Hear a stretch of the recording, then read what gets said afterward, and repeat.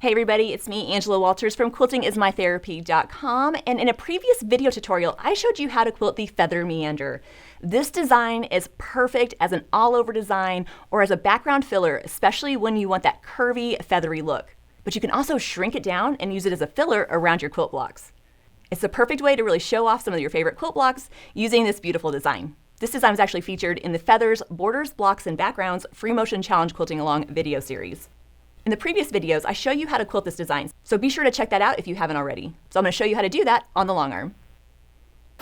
To do this, I'm going to quilt the design the same exact way. The only difference is I'm going to make the petals a little bit smaller. Just like we saw earlier, it's not the size of the feather that determines the density of the design. It's the size of those petals.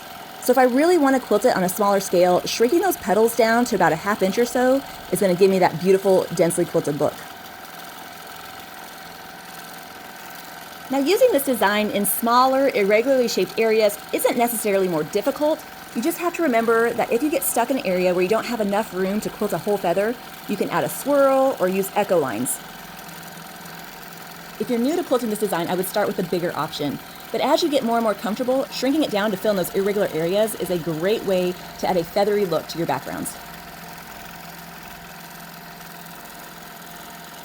Just like all the other designs that we've seen throughout this video series, as long as that whole area is filled in as completely as possible, it's going to look great.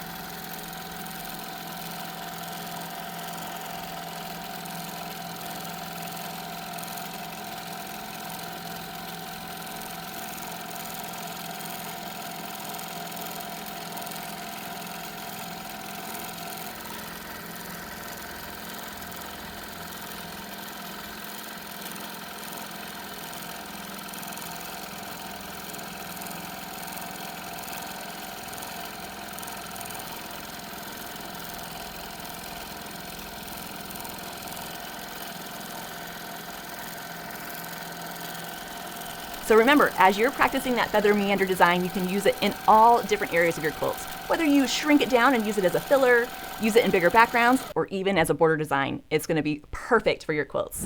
Well, I'll be back soon with another video tutorial. Until then, everybody, happy quilting.